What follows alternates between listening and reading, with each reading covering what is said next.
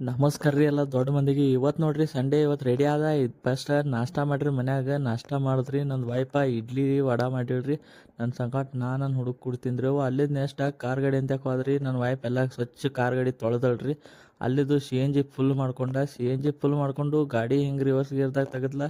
ಭಾಳ ಫಾಸ್ಟ್ ತೆಗೆದ್ರಿ. ಯಾಕಂದ್ರೆ ಮುಂದೆ ಬಿಸಿಲೈತೆ ಅಂದ್ರೆ ಮುಂದೆ ಹೋಗೋದಾಗಲ್ಲ ಅಂತೇಳಿ. ಅಲ್ಲಿಂದ ನೆಕ್ಸ್ಟ್ ಹನುಮಪ್ಪ ಕಾಣ್ದ, ಹನುಮಪ್ಪನ ದರ್ಶನ ತೊಗೊಂಡ್ರಿ ಫಸ್ಟ್. ಅಂದ್ರೆ ಯಾಕಂದ್ರೆ ಹನುಮಪ್ಪ ಭಾಳ ಇಂಪಾರ್ಟೆಂಟ್.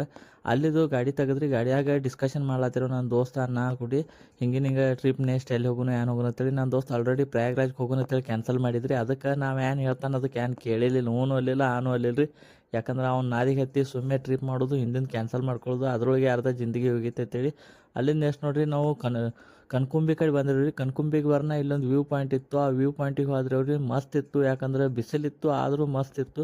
ಈ ಕಡೆ ಎಲ್ಲ ಮಳೆಗಾಲದಾಗ ಬರ್ಬೇಕತ್ತಾರ್ರಿ. ಆದರೂ ನಾವು ಬಿಸಿಲಿದ್ರಪ್ಪನ ಬರ್ತಿದ್ರಿ ಅವ್ರಿ. ಮಸ್ತ್ ಅನಿಸ್ತು ನಮಗೆ. ಅದರಿಂದ ಎಲ್ಲ ವ್ಯೂ ಎಂಜಾಯ್ ಮಾಡಿದ್ರಿ ಅವ್ರಿ ಅಲ್ಲಿದ್ದು. ಅಲ್ಲಿಂದ ನೆಕ್ಸ್ಟ್ ಹೊಸ ವ್ಯೂ ಅಂತೇಳಿ ಮತ್ತೆ ಗಾಡಿ ಕಡೆ ಹೊಂಟ್ರಿ. ಗಾಡಿ ಕಡೆ ಹೋಗಿಸ್ತಾನ. ಯಾಕಂದ್ರೆ ನಾವು ಆಲ್ರೆಡಿ ಎಲ್ಲ ಅಡುಗೆ ಮನ್ಯಾಗೆ ಮಾಡ್ಕೊಂಬಂದಿದ್ರಿ ಅವ್ರಿ. ಒಂದು ಜಾಗ ಗಾಡಿ ಸೈಡಿಗೆ ಇಲ್ಲೇ ಹತ್ತಿದ್ರಿ. ಊಟ ಗೀಟ ಮಾಡ್ಕೊಂಡ್ರಿ.